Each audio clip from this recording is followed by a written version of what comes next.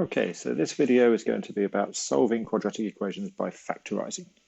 So I've got here a few quadratic equations which I'm then going to solve by factorizing. So the first one here, it says x squared plus 7x plus 10 is equal to 0. So I'm going to factorize this. So I'm going to look for numbers that multiply to make 10 that add to make 7. So 10 can be made from 2 times 5 or from 1 times 10 is equal to 10. I'm going to ignore the negative ones. You could have negative 2 and negative 5 or negative 1 and negative 10. I'm not going to write those because I need to make positive 7.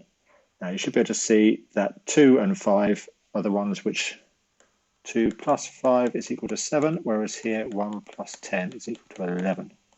So the ones I'm going to need are going to be 2 and 5 here.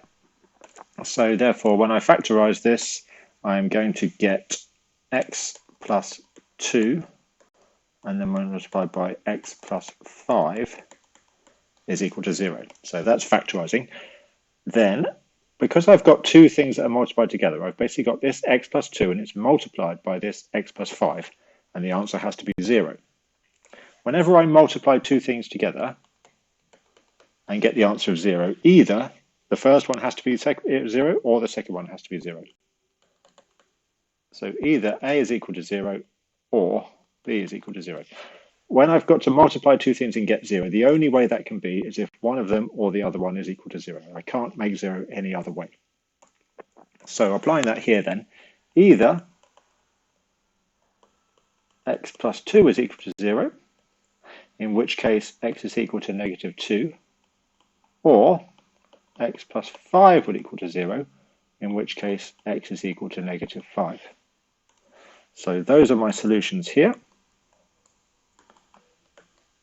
like that. All right. So because I've got two brackets and they're multiplied together, x plus 2 multiplied by x by 5, one of them has to be 0. So in the case of x plus 2 is 0, then x is negative 2, because negative 2 plus 2 would make 0. Or in the case of negative 5 plus 5 would make 0. So that means this bracket here would be 0. All right, let's do another example. So this one is a slightly more complicated one. So I'm going to solve this one by multiplying things out. So first of all, we're going to do 3 times negative 4, which is negative 12. And then I'm going to look for factors of negative 12 that make 1. So that is going to be 4 plus negative 3. So therefore, I'm going to split my 3x squared and then minus 3x plus 4x minus 4 is equal to 0. If you're not sure what I did there, then check back at the previous video where I explained this. Then I'm going to factorize that. So I'm going to have 3x and x minus 1 here, and then plus and take 4 out and x minus 1.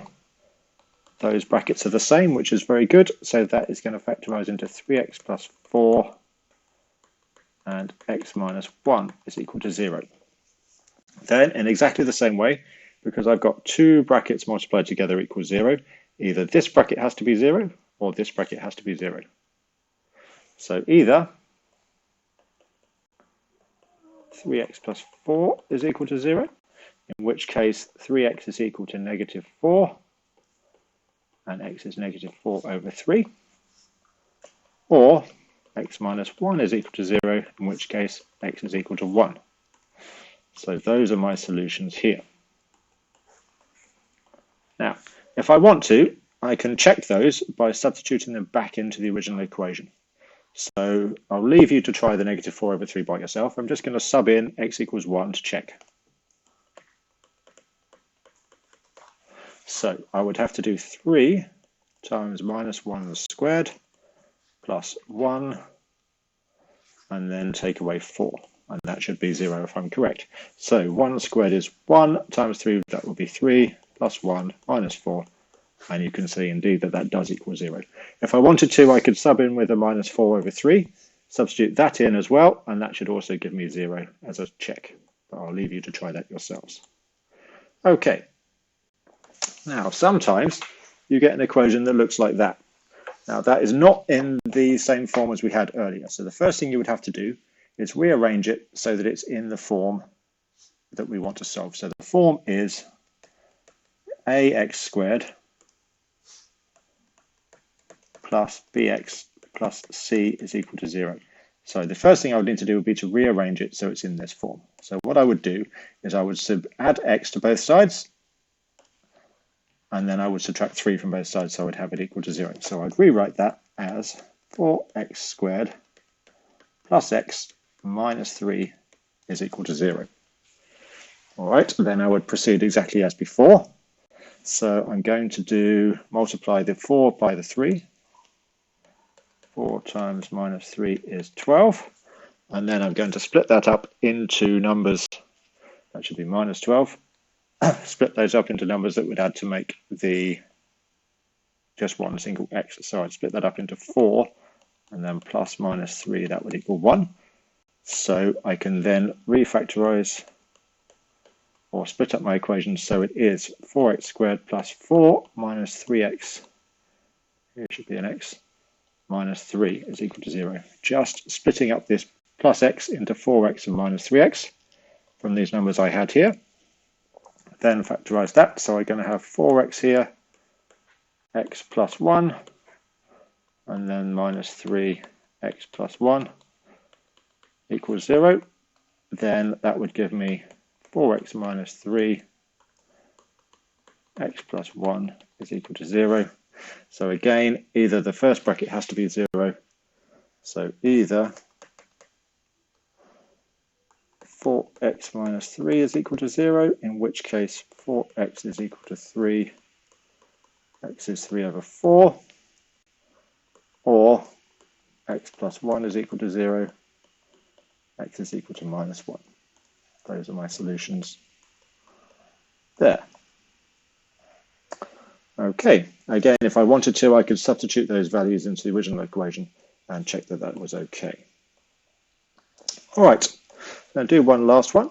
So this one here, this equation here, again, it doesn't really look like a quadratic. So what I'm going to need to do is I've actually got a division here. So I've got 4 over x is equal to x minus 3.